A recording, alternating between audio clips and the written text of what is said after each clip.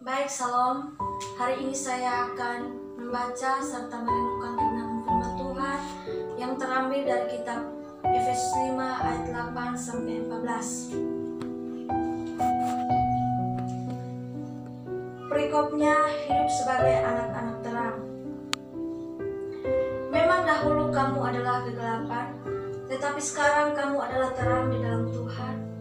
Sebab itu hiduplah sebagai anak-anak terang, karena terang hanya berbuahkan kebaikan dan keadilan dan kebenaran.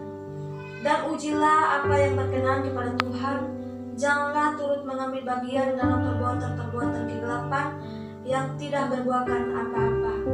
Tetapi sebaiknya telajanilah perbuatan-perbuatan itu, sebab menyebutkan saja pun apa yang dibuat oleh mereka di tempat-tempat yang tersembunyi telah memalukan. Tetapi segala sesuatu yang sudah ditelanjangi oleh terang itu menjadi nampak, sebab semua nampak adalah terang. Itulah sebabnya dikatakan, bangunlah, hai kamu yang tidur, dan bangkitlah dari antara orang mati, dan Kristus akan bercahaya atas kamu. Tema yang saya ambil dari firman ini, buah anak-anak terang.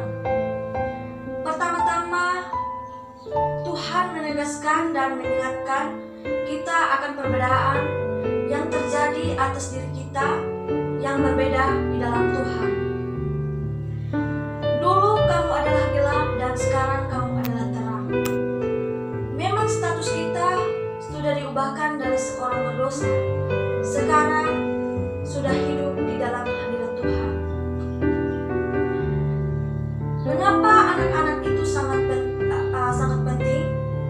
Karena terang adalah segala sesuatu yang lebih kelihatan. Maka tadi pola matakan kamu adalah menjadi kegelapan. Berarti di dalam gelap semua adalah pada nampak. Maka di sini Paulus ingin memberikan kita satu kontradiksi, bahkan mengubahkan identitas kita adalah anak-anak terang. Kenapa? Karena Roh Kudus hadir di dalam kehidupan kita manusia dan menerang semua akan kehidupan kita dengan firman-Nya. Bahkan Alkitab juga melihat mereka hidupnya sangat transparan, terbuka jadi orang spiritualnya, punya kejujuran, karena kita memang adalah garam terang dunia bagi Tuhan. Maka di dalam Matius 5 ayat 14, kamu adalah terang dunia. Kota yang terletak di atas gunung tidak mungkin tersembunyi. Karena kita sudah menjadi lampu ditempatkan untuk bagaimana menerangi daripada dunia. Karena kitalah itu terang itu sendiri. Jadi Alkitab selalu melihat esensi yang disebut anak terang hidupnya. Dan begitu juga Alkitab melihat apa atau karakteristiknya kita sebagai anak-anak terang. Sebagai anak-anak terang, kita harus mampu menjadikan orang lain melihat kebenaran.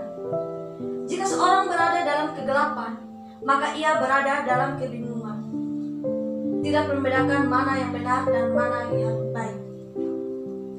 Dalam kegelapan, mana yang baik dan buruk, semuanya sudah diterang saja, tersandung-sandung dan terbentur-bentur dan jatuh. Melihat yang demikian itu, kita harus berfungsi sebagai anak-anak terang. Kita jangan berdiam diri. Sebagai anak terang menerang agar tidak ada orang yang berada dalam kebingungan dan kehilangan arah dalam hidupnya. Kita harus menunjukkan bahwa diri kita sudah hidup dalam terang. Dan kita juga harus berpikir, kita hidup dalam terang itu karena siapa? Itu karena Tuhan Yesus. Marilah kita menunjukkan bahwa diri kita sudah hidup dalam terang. Jangan hidup dalam kegelapan terus. karena Tuhan Yesus sudah membuka jalan terang bagi kita manusia. Dan ayat 14 di sini firman Tuhan dari Efesus dari ayat 14, sejak kita menjadi Kristen atau sejak kita menerima Kristus dalam diri kita, memang dituntut untuk membawa perubahan bagi dunia ini. Bawa rasa bagi dunia ini yang mana adalah perubahan yang positif. Nah, apa yang kita belum sadar dan masih belum sadar akan jati diri kita sebagai pembawa terang dan membawa gambar gembira. Marilah hari ini kita berubah dan kita harus membawa perubahan yang positif bagi dunia. Terima kasih. Salam Tuhan Yesus.